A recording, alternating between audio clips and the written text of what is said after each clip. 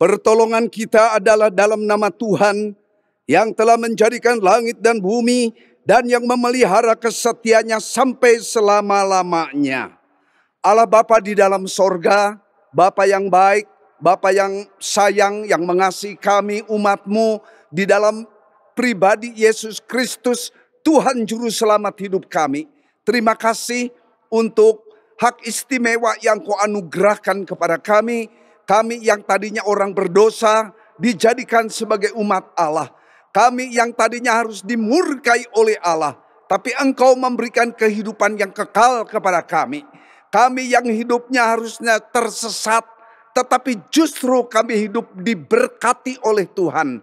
Segala hormat kemuliaan kami kembalikan ke hadirat-Mu yang kudus bagi Dikau Bapa di dalam sorga. Terima kasih waktu dan kesempatan kembali pada awal September ini kami masuk dalam ibadah khusus, yaitu ibadah yang disertai dengan sakramen perjamuan kudus. Hamba mohon pimpinan-Mu di dalam ibadah kami dari awal, pertengahan, sampai kepada akhirnya. Semua boleh berjalan dengan baik. Nama Tuhan Yesus sungguh dipermuliakan. Urapi semua hamba-hamba Tuhan yang melayani pada pagi hari ini. Hamba menyerahkan semua di dalam tangan pimpinan dan urapan-Mu. Demi nama Tuhan Yesus kami sudah berdoa dan mengucapkan syukur. Ibadah khusus ini jadi dalam nama Allah Bapa, Tuhan Yesus Kristus anaknya yang tunggal. Demikian juga pribadi Roh Kudus yang mengurapi memberkati saudara-saudara sekalian. Amin. Tuhan kita baik, amin. Tuhan kita ajaib dan Tuhan kita perkasa. Mari kita angkat pujian itu adalah Yesus Tuhan Allah yang perkasa. Oh haleluya. Tuhan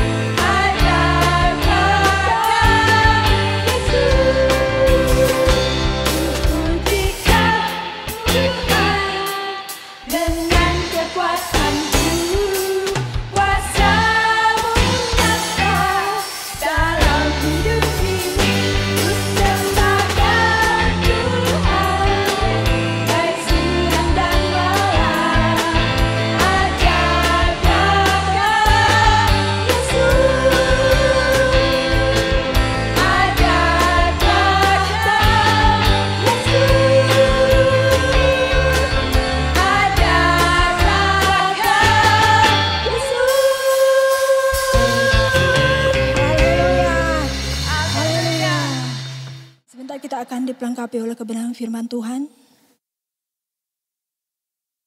Pengorbanan Tuhan begitu nyata dalam kehidupan kita semua.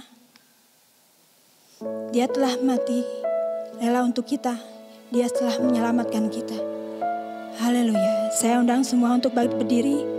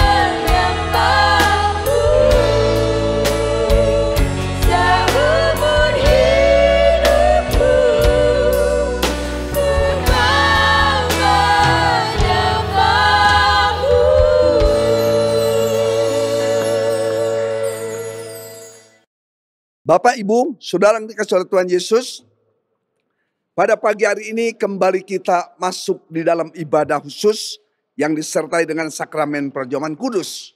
Nah, saya mengucap syukur pada awal September ini apabila kita sekalian Bapak, Ibu, Saudara baik yang di gereja maupun yang ada di rumah, di mana siaran ini bisa ditangkap melalui gadget masing-masing, kita patut bersyukur kehadirat Allah karena Tuhan memberikan waktu dan kesempatan untuk kita masuk di dalam ibadah. Untuk kita diarahkan kembali dengan kebenaran firman Tuhan. Yang boleh menolong, meneguhkan iman percaya kita. Puji Tuhan. Firman Tuhan dalam ibadah saat ini terambil dari satu ayat saja. Saya selama pandemik hampir 2 tahun ini selalu ambil teks. Ya, karena apa? Kalau sampai panjang ayatnya itu bisa menghabiskan waktu, ya. Filipi 1 ayat 27. Nats yang mendasari apa yang saya khotbahkan terambil dari Filipi 1 ayat 27. Hanya hendaklah hidupmu berpadanan dengan Injil Kristus, supaya apabila aku datang aku melihat, dan apabila aku tidak datang aku mendengar, bahwa kamu teguh berdiri dalam satu roh dan sehati sejiwa berjuang untuk iman yang timbul dari berita Injil. Amin. Berbahagialah setiap orang yang mendengarkan firman Allah, menyimpan dalam hati, melakukannya dalam hidupnya tiap-tiap hari.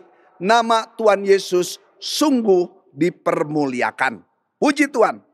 Saudara-saudara, surat Filipi ditulis bukan di rumah Lux, bukan di hotel berbintang, bukan di rumah mewah milik seorang warga jemaat. Atau apakah Filipi ini ditulis di istana raja? Tidak sama sekali. Melainkan surat Filipi ditulis justru di dalam penjara Hotel Prodeo. Ini tidak gampang. Ini tidak mudah. Karena yang namanya penjara itu menderita, kita terkungkung kiri kanan, muka belakang atas bawah dibatasi. Tetapi kita mengucap syukur bahwa tema dari surat Filipi adalah bersukacitalah. Aneh ya, orang di dalam penjara justru bisa menghibur orang di luar penjara. Mestinya orang yang di luar penjara yang menghibur orang di dalam penjara. Berapa kali saya ke penjara? Bukan saya di penjara. Melainkan berapa banyak kali saya ministry masuk ke dalam penjara. Ya, sudah berapa puluh kali saya keluar masuk penjara untuk melayani orang-orang yang ada di sana. Supaya mereka tidak kecewa, tidak putus asa. Tetapi firman Allah yang disampaikan oleh saya tiap-tiap saat di sana itu untuk meneguhkan iman percaya. Tetapi juga membawa kepada mereka mengevaluasi hidup. Kenapa saya ada di dalam penjara? Nah, saudara-saudara, Rasul Paulus dia di penjara bukan karena tindak kriminalitas. Bukan tindak kejahatan, melanggar hukum yang dia lakukan. Bukan. Tetapi dia ada di dalam penjara karena Injil. Saya mendapat informasi bahwa berapa banyak misionaris sekarang di Afghanistan dibunuh satu persatu. Gereja demi gereja. Karena apa? Karena Injil yang mereka imani. Nah, kita bersyukur untuk NKRI, Negara Kesatuan Republik Indonesia. Walaupun di beberapa tempat ada kekacauan, ada gerombolan yang mengacaukan keamanan. Tapi pada dasarnya 90 sekian persen kita aman toh. Walaupun kadang-kadang juga ada daerah intoleransi. Tetapi bagaimanapun mari kita belajar bersyukur.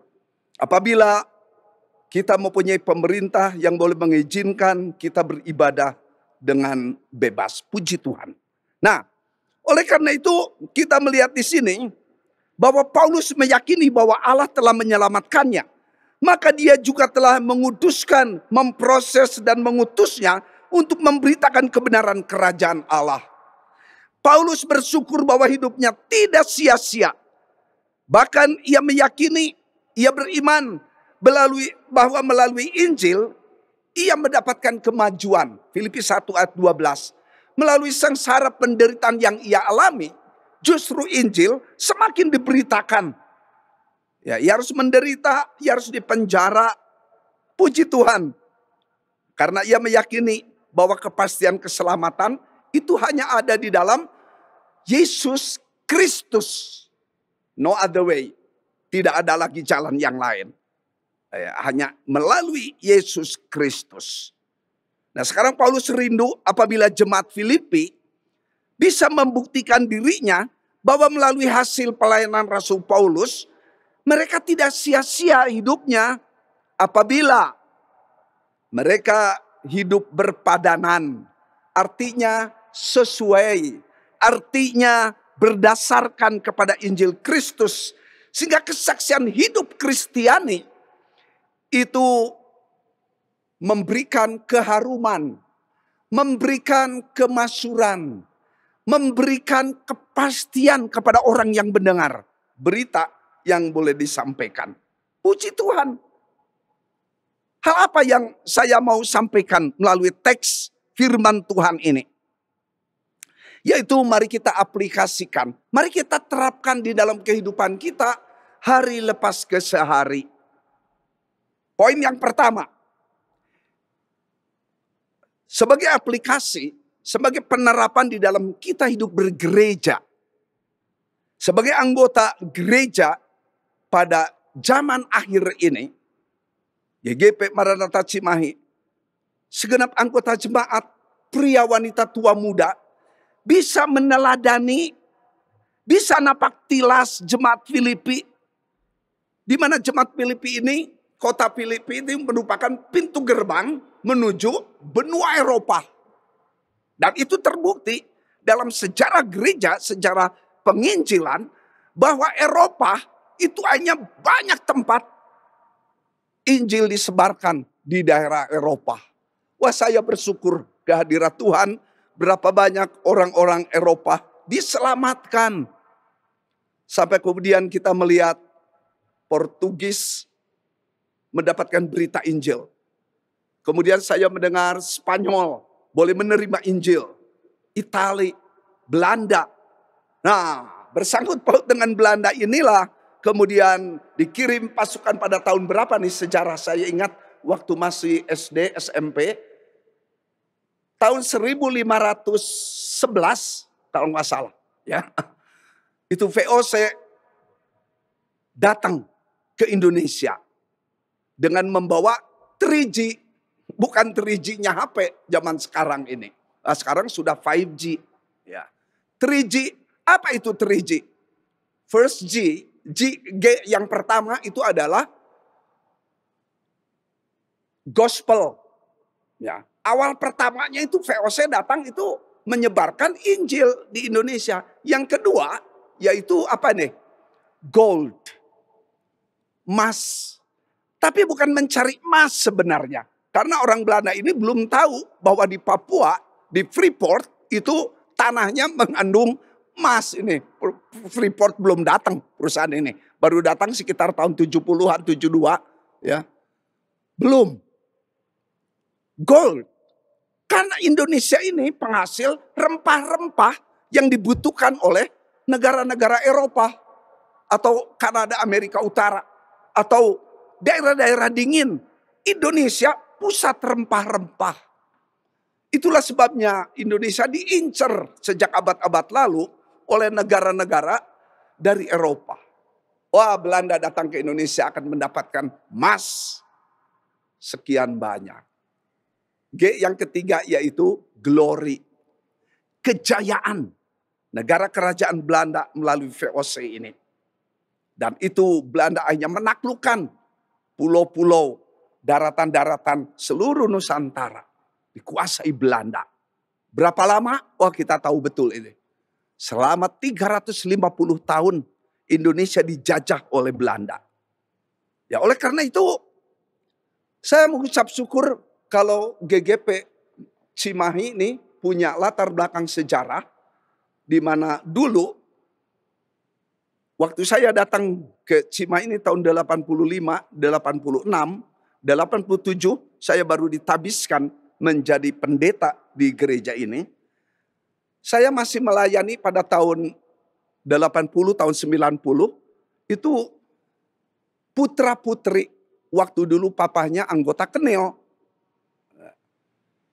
Kemudian sampai keturunan ketiga. Sekarang memang mulai habis ini yang dari Kenel nih.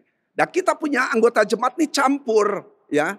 Ada suku Maluku, ada suku Timor, ada suku Iriannya, Papuanya, ada suku Bataknya, ada suku Sulawesi Utara, Manado, Minahasa, ya, ada suku Sunda, ada suku Jawa, ada suku Tionghoa. Ya, Tionghoa merupakan salah satu suku juga di Indonesia. Puji Tuhan, kita ini mix, kita ini campur, ya, suku bangsa di sini. Puji Tuhan.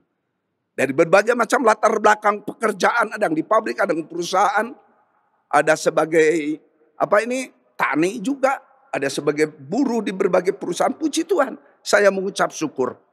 Mari kita jemaat GGP Maranatha Cimahi belajar kepada jemaat Filipi. Dan Cimahi ini menjadi gerbang penginjilan kemana nih? Batam dimenangkan. Wah, kita mengucap syukur Batam dari 1 jemaat kemudian berkembang menjadi 4. Dari 4 menjadi 7. Dari 7 terus berkembang. Sampai 10 lebih. Sekarang sudah ada berapa belas. Maka tidak lama kemudian di Batam berdirilah majelis daerah.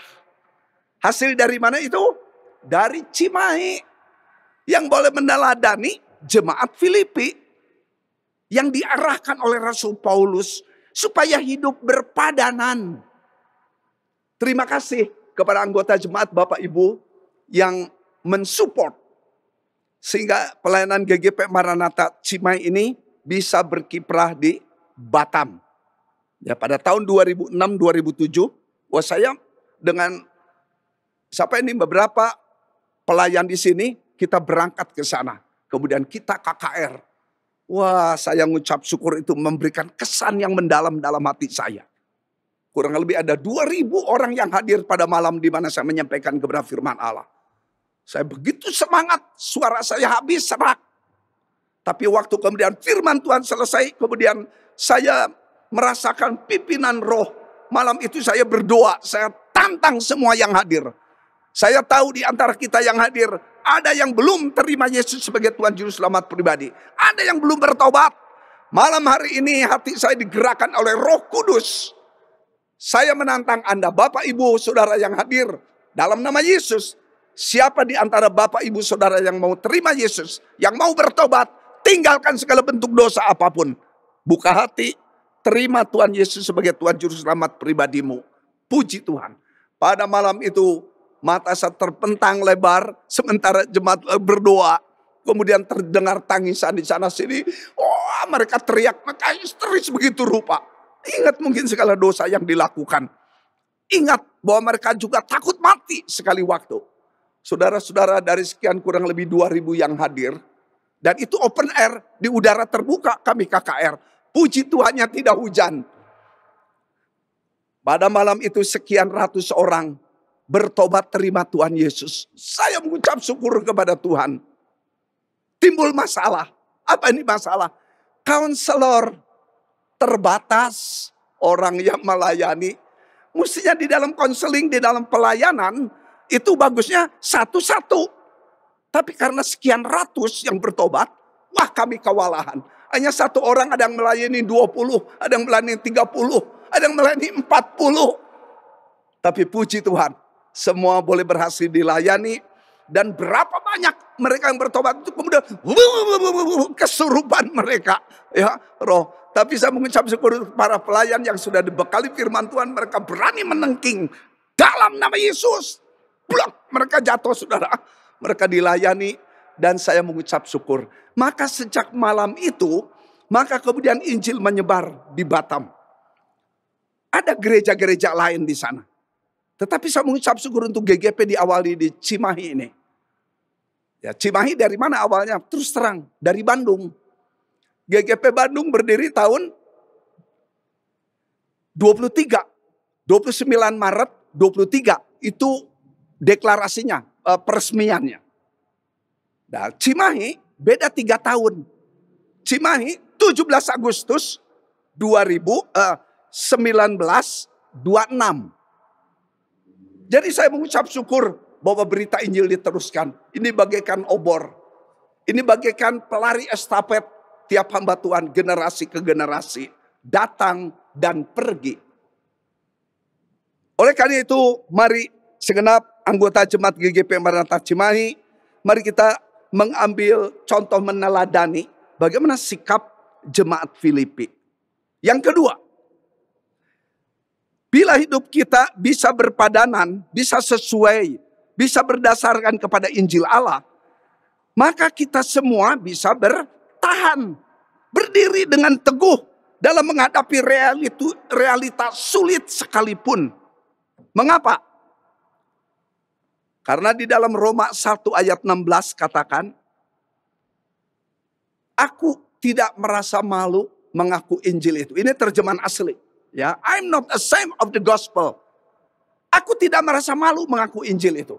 Tapi kemudian saya tidak mengerti kenapa aku tidak merasa malu diganti dengan aku mempunyai keyakinan yang kokoh di dalam Injil. Nah, sekarang terjemahan baru ini, aku mempunyai keyakinan yang kokoh di dalam Injil.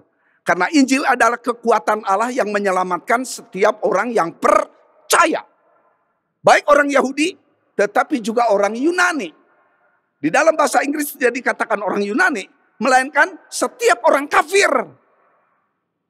Setiap orang yang hidup di luar Tuhan, ini dia. Ya. Oleh karena itu, kepastian keselamatan hanya ada di dalam Yesus Kristus. Ini keselamatan yang sejati. Ini keselamatan yang pasti. Bukan mudah-mudahan. Bukan insya Allah.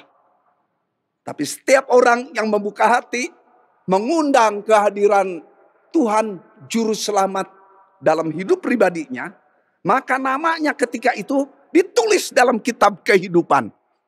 Di mana kedatangan Yesus nanti yang kedua kali, kitab itu akan dibuka. Apakah nama Bapak, Ibu, Saudara, nama saya ada di dalam kitab kehidupan? Ada. Amin, amin. Puji Tuhan. Bagaimana dengan Bapak Ibu yang belum percaya Yesus secara pribadi? Jangan tunggu lama lagi. Ya. Dulu Elvis Presley ini banyak lagu-lagu gospelnya. Banyak lagu-lagu rohaninya. Tapi saya juga berdoa waktu dia hidup dulu. Ya, mudah-mudahan dia sudah di dalam Yesus sungguh-sungguh. Dia katakan, it's now or never. Sekarang atau tidak akan pernah. Mari kepada para istri, suami, putra-putri, orang tua dalam keluarga. Open your heart. Buka hatimu. Receive Jesus as your personal savior. Terima Yesus sebagai Tuhan Juru Selamat pribadi dalam hidupmu. Karena itulah yang memberikan kepastian keselamatan. Puji Tuhan. Ya, jadi kepastian keselamatan hanya ada di dalam Yesus.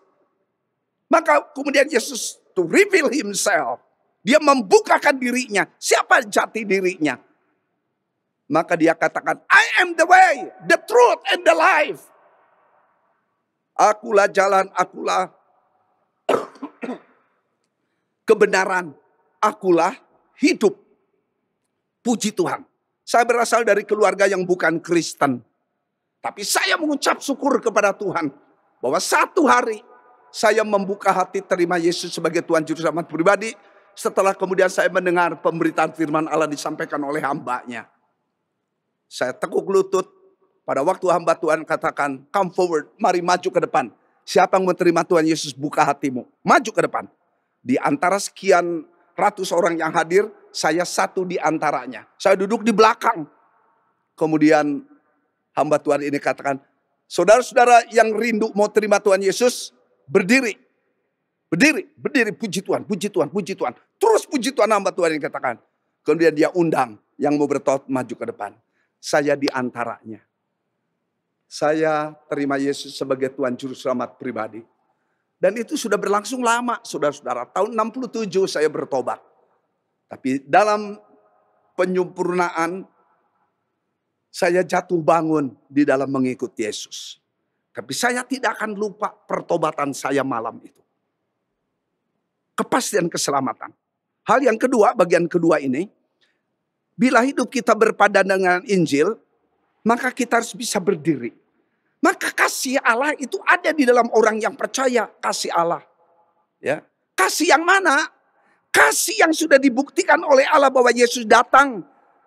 Ia melayani, ia mati karena ia manusia sejati. Tapi Alkitab juga katakan ia bangkit dari kematian karena dia Allah sejati. Manusia bisa mati.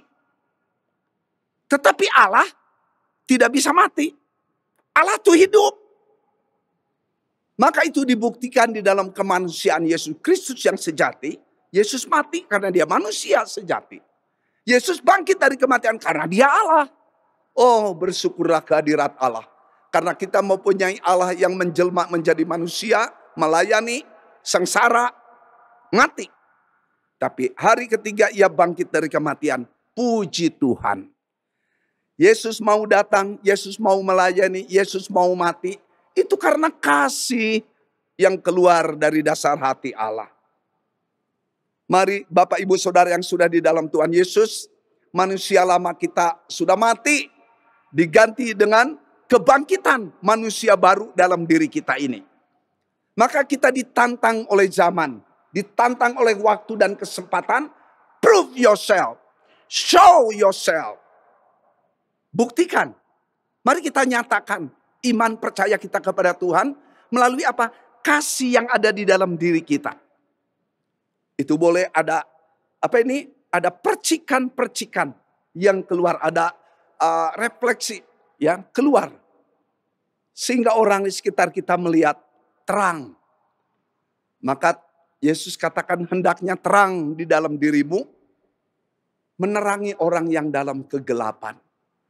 Dalam suasana pandemi COVID yang hampir 2 tahun ini, saudara-saudara, banyak orang yang dalam kegelapan. Mereka mencerit, mereka sedih karena tinggal oleh kekasih jiwa. Saya juga ada anggota keluarga yang meninggal karena COVID. Baik itu bibi, tante, ii, atau sepupu. Ya kami jauh sih, udah berapa lama tidak bertemu. Tapi kami hanya mendengar berita, ia meninggal dunia karena COVID. Kami sedih, tapi kami doakan keluarganya. Saudara-saudara, kasih Allah dituntut, dinyatakan dalam kehidupan orang Kristen. Yang ketiga dalam bagian kedua ini, hidup berpadanan dengan Injil. Mari iman percaya kita ini jangan begitu saja. Ya, Stephen Yeremia pernah menyampaikan firman Tuhan tentang iman percaya kita ini harus diproses, harus didewasakan. Betul, amin. Ya. Jadi bagaimana caranya iman percaya kita didewasakan? Melalui pencobaan. Melalui kesulitan-kesulitan. Suasana pandemi COVID ini alat Tuhan. Bukan rencana Tuhan. Tapi Tuhan pakai sebagai alat. Mendewasakan iman percaya anak-anaknya. Umatnya. Supaya dewasa di dalam Tuhan. Berapa banyak anggota jemaat kita sakit. Tapi saya mengucap syukur. Mereka mempunyai iman percaya yang yang kualitasnya bagus, ia tidak menyerah. Maju terus dalam iman kepada Tuhan Yesus. Kemudian berapa banyak akhirnya orang disembuhkan. Sembuh terjadi. Walaupun sampai saat ini masih ada yang menderita. Tapi manusia batinnya, manusia rohaninya itu didewasakan. Itulah karena iman percaya. Ya, Bapak Ibu Saudara yang masih sakit, tetap fokus kepada pribadi Yesus. Dan saya mempunyai konsep, tidak ada orang sehat 100%. Karena kita ini manusia masih tinggal di dalam dunia, jadi sakit penyakit masih ada kemungkinan datang kepada kita. Kita sakit. Tapi salah satu azas kepercayaan dari gereja gerakan Pentakosta, yaitu Yesus adalah dokter yang ajaib. Yesus adalah dokter yang penuh mujizat, kita imani. Tapi jangan cari mujizat, jangan cari berkat. Tapi cari pribadi yang membuat mujizat. Cari pribadi yang memberikan berkat kepada kita. Puji Tuhan. Ketiga, yang terakhir, jemaat kita ini bisa menjadi alat Tuhan untuk bersaksi kepada warga masyarakat sekitar. Dan menjadi berkat bagi sesama GGP secara lokal, secara regional, bahkan secara nasional. Bahkan lebih jauh daripada itu, menggapai secara internasional. Saya rindu berapa banyak anggota GGP Tuhan berkati ya, bisa berangkat ke luar negeri. Tapi apakah engkau bisa memberitakan Injil di luar negeri? Saya tiap kali Tuhan memberikan waktu kesempatan, itu golden time. Karena di luar negeri beda dengan Indonesia. Kalau di Indonesia bicara soal kekristenan, langsung dianggap mengagamakan orang lain. Hati-hati, kita perlu hikmat dalam hal ini. Tapi di luar negeri bebas kita bicara. Tidak melanggar hukum. Cuman yang menjadi masalah, orang mau dengar nggak omongan kita ini. Jadi mari rebut simpati dulu. Waktu Tuhan izinkan kami ke Jepang. Di Jepang saya bertemu dengan satu orang bule. Terus waktu saya tanya, Anda dari mana? Oh, saya dari Prancis. Wah, saya bilang kesempatan nih. Prancis. Terus saya katakan, I love French. Saya senang Prancis. Terus dia katakan, di dalam hal apa? In what case? Dalam hal apa Anda senang Prancis? Soccer, football. Oh iya. Terus saya katakan, I like Mbappe. Oh iya. Oh, terus kami akrab, saudara, bicara soal bola.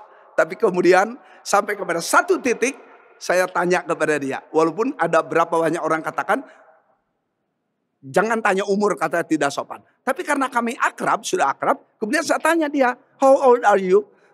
Berapa umurmu? Terus dia katakan, dia tanya, balik tanya saya, coba tenggerak, berapa umur saya? Saya katakan, Anda 24, 25. Oh no, dia katakan, saya 32.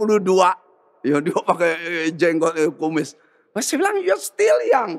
Dia balik tanya saya, how old are you? Berapa umurmu? Coba terka. Saya balik tanya lagi dia. Dia katakan 57. Oh, lebih. Dia katakan 59, lebih. Terus akhirnya saya katakan, saya hampir 70 usia saya. Wow, you still young. Aduh, hidung saya bekas, saudara.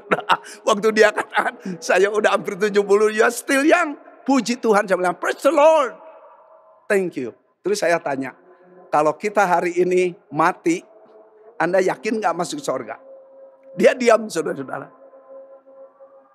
Terus saya katakan, apabila hari ini saya mati, saya yakin saya masuk surga. Karena apa? I believe in Jesus as my personal savior. Karena saya percaya Yesus sebagai Tuhan Juru Selamat pribadi. Itu jaminan, it's guarantee. Dia diam.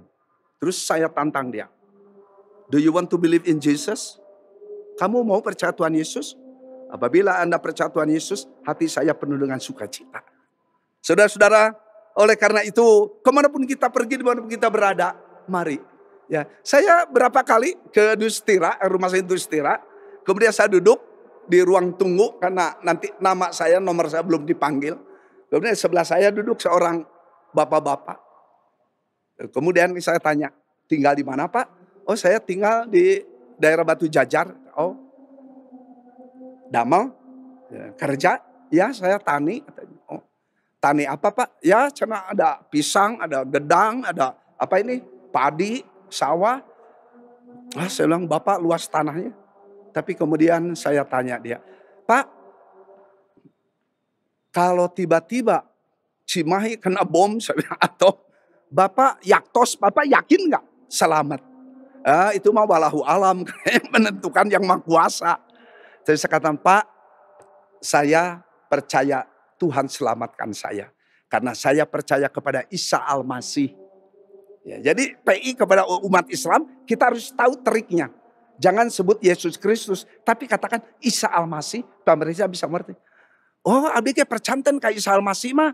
Oh, dia percaya. Tapi waktu saya kejar, dia hanya mengenal sebagai nabi. Karena umat Islam itu kan mempunyai berapa? 125 nabi. Karena di Islam itu Adam nabi. Abraham itu nabi. Nuh nabi. Jadi semua yang disebut dalam Alkitab tokoh-tokoh itu nabi semua. Daud nabi, Sulaiman nabi. Makanya banyak, ada ratusan. Tapi kita mengenal nabi, tidak semua itu nabi. Adam bukan nabi bagi saya. Abraham bukan nabi. Ya, oleh karena itu, saudara kasih Tuhan Yesus, mari dimanapun kita berada, kemanapun kita pergi, jadilah kita ala Tuhan yang hidup berpadanan dengan Injil. Untuk apa? Hidup menjadi berkat, baik bagi keluarga, baik untuk warga masyarakat, baik untuk Cimahi, baik untuk Bandung, baik untuk Jawa Barat, baik untuk Pulau Jawa, baik untuk Indonesia, bahkan sampai ke luar negeri. Nama Tuhan Yesus sungguh dipermuliakan. Kesimpulan, hidup Kristen selama Allah izinkan Bapak, Ibu, Saudara, dan saya berkiprah dalam dunia fana ini, kita pasti mengalami hidup kesulitan. Namun di balik semuanya itu bersyukurlah, karena kita memiliki kepastian keselamatan dalam Kristus. Sehingga melalui iman percaya kita ini, kita dipelihara oleh Allah. Kita dicukupkan segala kebutuhan kita. Dan hidup kita ini bukan berlaku di dunia ini saja, melainkan sampai masuk di sorga. Hidup kekal bersama dengan Yesus Kristus secara pribadi. Itu suasana yang saya rindukan. Bertemu dengan kekasih-kekasih jiwa kita lagi. Orang tua ditinggalkan anak, anak ditinggalkan orang tua. Suami ditinggalkan istri, istri ditinggalkan oleh suami. Oh, satu reuni akbar yang akan terjadi. Puji Tuhan. Saudara-saudara, firman Tuhan boleh menjadi berkat bagi kita sekalian. Haleluya. Amin. Mari kita tundukkan kepala, kita berdoa. Allah Bapa di dalam sorga, terima kasih hamba-Mu sudah menyampaikan kebenaran firman Allah. Sekarang kami Tuhan mohon kepadamu, Roh Kudus yang berkenan tinggal dalam diri kami, akan menerjemahkan firman Allah lebih jelas dalam hati kami masing-masing. Terima kasih Tuhan, hamba percaya Tuhan yang ikut campur tangan dalam tiap aspek kehidupan kami. Demi nama Tuhan Yesus kami sudah berdoa dan mengucapkan syukur. Amin. Saudara-saudara yang di rumah boleh mempersiapkan roti dan anggur. Di tangan saya sudah ada roti dan air anggur dalam cawan kecil ini. Mari kita tundukkan kepala, kita mau masuk di dalam pelaksanaan sakramen perjamuan kudus. Haleluya. Allah Bapa di dalam sorga, terima kasih untuk waktu dan kesempatan pada awal bulan September ini.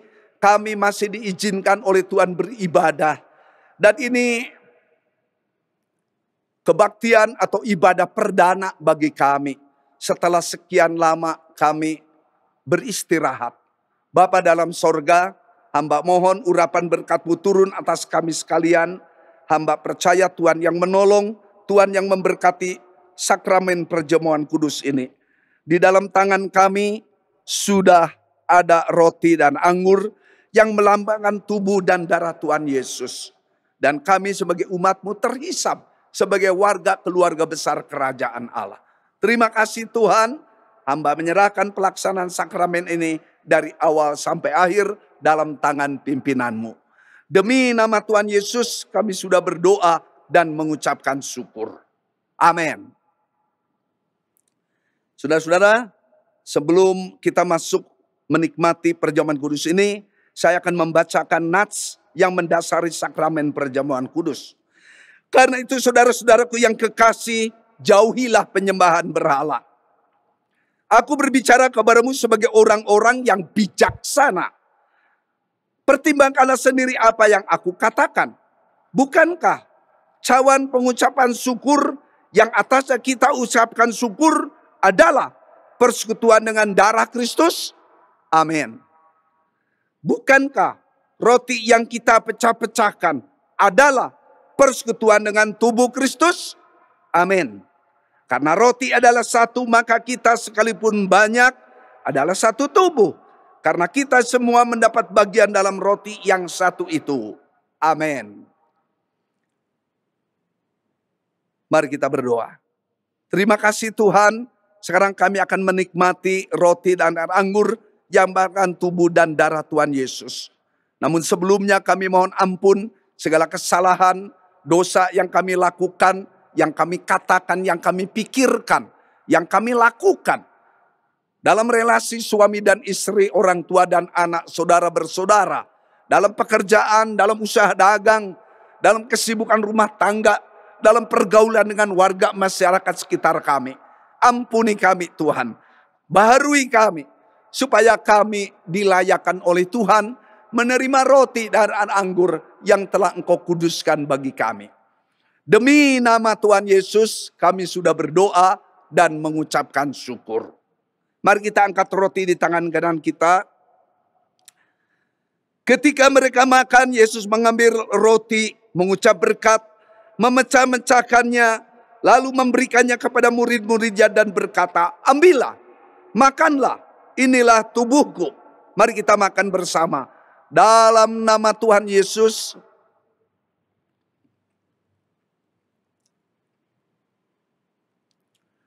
Puji Tuhan. Haleluya. Mari kita angkat cawan di tangan kanan kita. Angkat tinggi di hadapan hadirat Allah yang kudus. Haleluya. Sesudah itu ia mengambil cawan, mengucap syukur, lalu memberikannya kepada mereka dan berkata, minumlah kamu semua dari cawan ini, sebab inilah darahku, darah perjanjian yang ditumpahkan bagi banyak orang untuk pengampunan dosa. Mari kita minum bersama. Dalam nama Tuhan Yesus.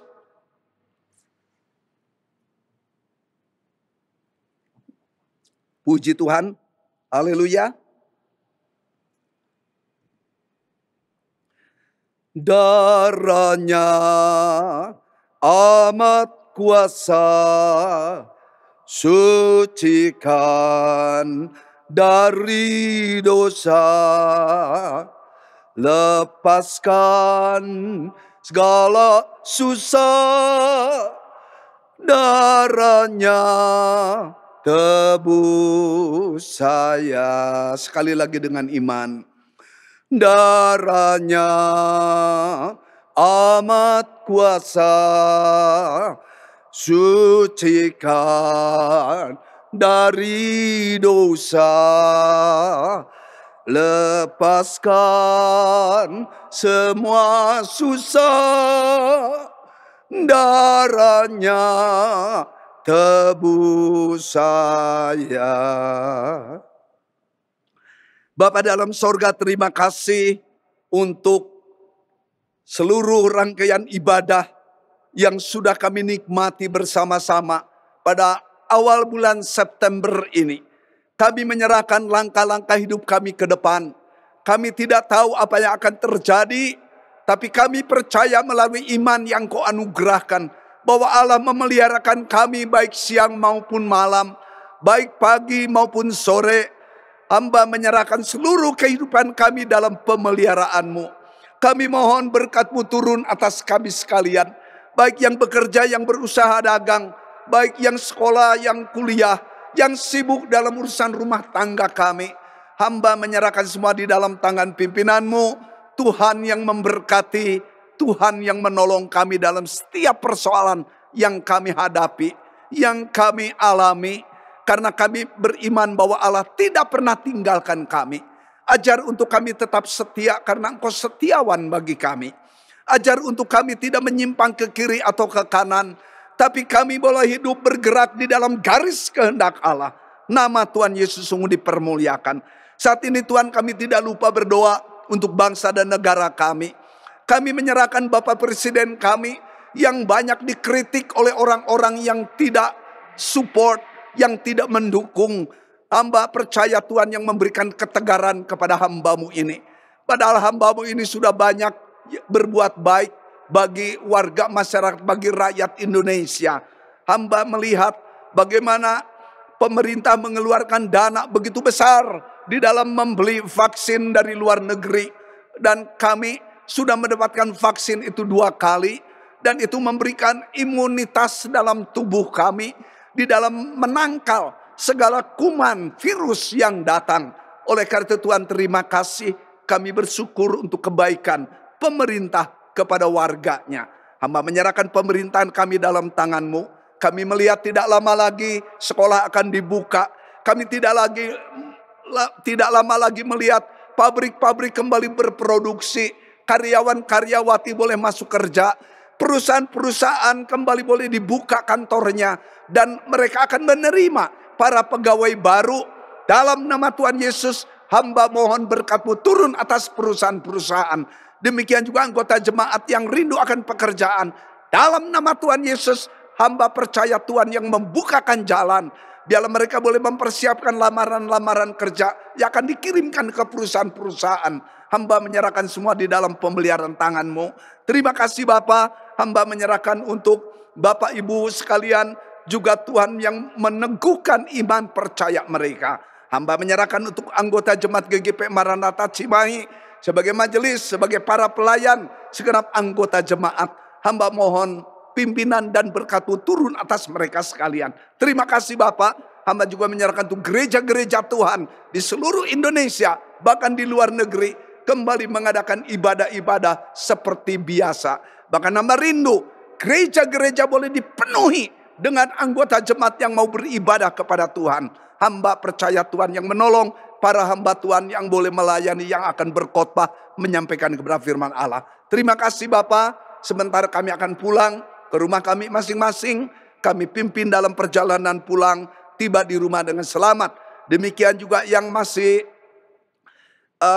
lockdown di rumah, hamba juga menyerahkan dalam tangan-Mu. Tuhan memberikan kesabaran, Tuhan memberikan pertolongan, penghiburan kepada mereka sekalian. Demi nama Tuhan Yesus kami sudah berdoa dan mengucapkan syukur.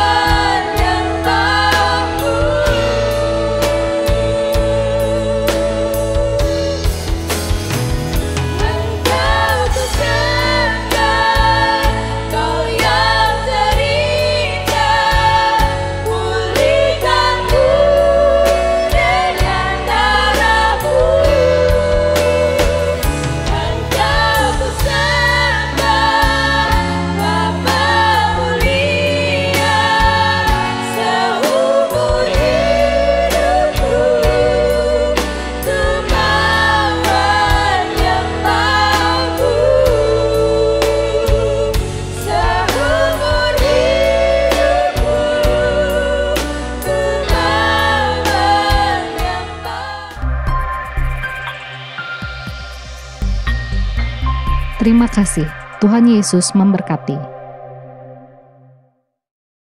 Kasih dari Allah Bapa, anugerah damai sejahtera di dalam pribadi Yesus Kristus, persekutuan di dalam pribadi Roh Kudus yang memberikan pertolongan, memberikan penghiburan, memberikan perlindungan, selalu menaungi memberkati saudara-saudara sekalian hari ini sampai Maranatha, kedatangan Tuhan Yesus yang kedua kali. Amin.